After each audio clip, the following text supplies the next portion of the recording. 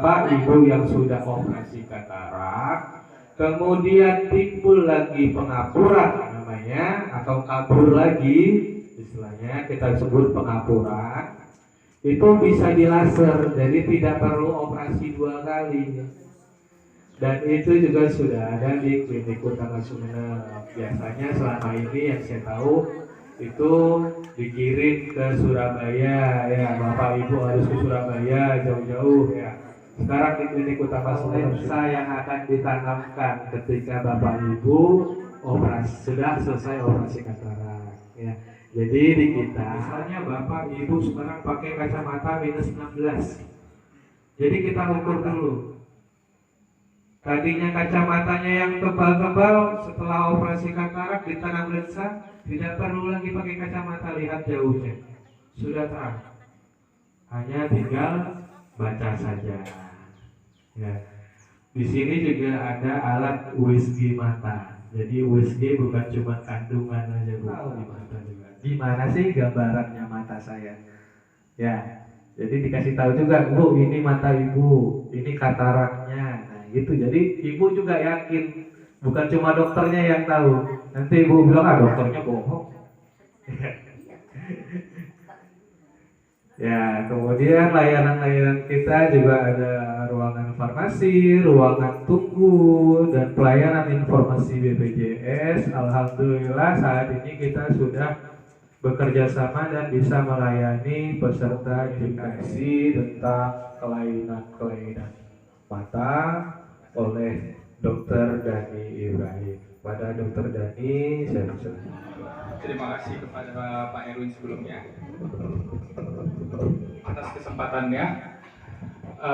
Yang saya hormati izin Dr. Watur Rahman, Dr. Pak Om, yang saya hormati Ibu, yang saya hormati Bapak Ibu sekalian yang hadir pada hari ini. Hari ini saya izin perkenalkan, nama saya Dr. Dani. Saya sedikit menjelaskan terkait masalah apa saja sih yang mengakibatkan gangguan penglihatan pada mata. Terus yang kedua, apa sajakah penyakit yang paling sering dikeluhkan? Misal pada ibu-ibu, dok mata saya sering berair, dok mata saya sering gatel. Nah itu nanti, dan yang ketiga adalah kita akan menjelaskan bagaimana pencegahan dan bagaimana solusi yang bisa kita ambil untuk dalam waktu yang urusannya akan jelas. Tapi kalau dia gelasnya butek atau udah lama, Bapak Ibu center, maka gak tembus dia. Samalah dengan katarak. Berarti penyebabnya nanti akan saya jelaskan. Nah, kedua adalah, dok, yang mana yang dikatakan anak saya silinder, dok? Anak saya pakai kacamata, dok. Paling sering pertama adalah gangguan di depan ini, namanya di daerah kornea. Nah, makanya Bapak Ibu sekalian, kalau misalnya kena tumbuhan, kena cairan, atau kena apa, jangan langsung dibiarkan, karena ini gampang rusak. Kalau sudah rusak, inilah yang dibilang di luar negeri cangkok kornea. Nah, di Indonesia memang kita masih jarang. Jadi, nanti akan saya jelaskan kenapa nggak boleh dikucek-kucek, sama nggak boleh disiram air sembarangan. Ataupun kadang ini kan banyak pembuluh darah mengalir, bisa pecah. Ibarat kata kalau Bapak Ibu punya selangnya bocor di dalam ruangan ini pasti merembes. Sama halnya dengan di daerah mata. Kalau darahnya sudah pecah pembuluh darahnya menggumpal di sini, penglihatan nggak bisa. Kenapa?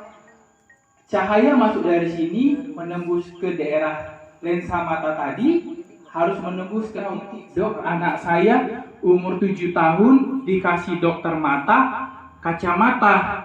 Saya takut anak saya nanti lensanya setebal lensa saya. Itu kan sering terjadi. Nah, yang pertama adalah, dok, anak saya cita-citanya pengen jadi tentara, dok.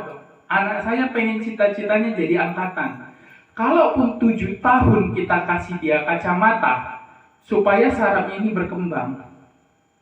Tapi nanti di usia 18 tahun, yang depannya ini kita kikis ataupun dilasik, jadi bisa lepas kacamata.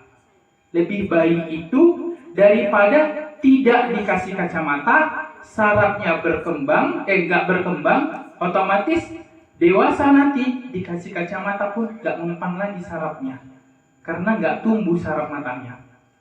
Makanya kalau memang rabun jauh, itu tetap wajib pakai kacamata. Nanti matanya makin tebal lensanya. Kan adalah masalah mata silinder.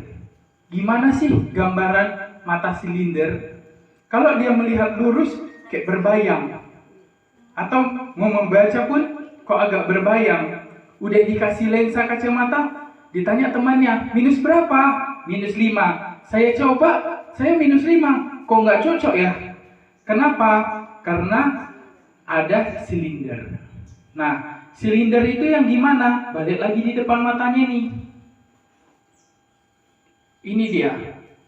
Kalau kita periksa yang tadi disebutkan Pak Erwin, ada namanya OCT ataupun pemeriksaan lainnya, dia mau melihat adanya lengkungannya ini. Jadi kalau mata kita semakin sering dikucek, maka bisa bergeser posisinya, itu yang mengakibatkan muncul silinder. Jadi Bapak Ibu disarankan tidak menggunakan sesuatu, boleh diteteskan air mata buatan, itu nggak masalah. Saya takut ketergantungan seperti tadi ya Bu ya. Saya takut ketergantungan obat air tetes mata buatan. Memang terutama pada wanita ada pengaruh hormon yang mengakibatkan, terutama saat dia udah mau menopause atau sudah menopause, hormon estrogennya kan udah nggak baik lagi, makanya nggak muncul haid. Itulah mengakibatkan namanya sindrom mata kering. Jadi memang membutuhkan air mata buatan. Oh, segar matanya. Insya Allah mudah-mudahan nggak gatal lagi. Ya Pak? Amin. Ini yang ketiga adalah masalah gangguan penglihatan mata dekat beserta dengan presbiopia atau gangguan penglihatan mata akibat usia. Dok membutuhkan kacamata baca. Apalagi rata-rata setelah disedot katarak atau operasi katarak memang butuh kacamata baca. Tapi melihat jauhnya insya Allah jelas. Awalnya rata-rata pasien kita nggak bisa melihat jarak 1 meter, disedot bisa. Pasien kita nggak bisa melihat jarak 3 meter, disedot seperti penglihatan 17 tahun. Nah, kita selanjutnya terkait masalah mata kering. Ini yang tadi saya sebutkan, pengaruh hormon, matanya sering dikucek, terus rasa panas, terus rasa merah, setelah kena matahari, matanya merah, masuk hilang. Terutama mohon maaf, apalagi saat mau menopause, saat usia 45 ke atas, yang sebelum menopausnya, itu seringkali matanya gambarnya seperti ke depan ini 3 meter sudah kabur. Tapi saya membaca Al-Quran kok semakin jelas. Seperti itu rata-rata keluhan. Kenapa seperti itu dok? Ya itulah karena tadi ibarat kata kalau bapak ibu punya gelas, lensanya gelasnya itu butek, kan cahayanya itu nggak bisa jauh. Dia akan memendek. Makanya kalau membaca dekat, dia sedikit jelas. Tapi kalau melihat jauh, dia semakin nggak bisa kabur. Nah, itulah karena kataraknya. Tapi kalau karena presbiopianya ini, karena akibat dari usia. Nah, di daerah mata itu, nah ini kan lensa mata. Di pinggiran ini ada otot. Kalau misalnya faktor usia, kita tidak bisa bohong. Kulit akan mengendur, sama dengan otot di mata. Kalau ini semakin kendur, maka penglihatannya itu gak jelas. Makanya kalau membaca harus dijauhkan sedikit.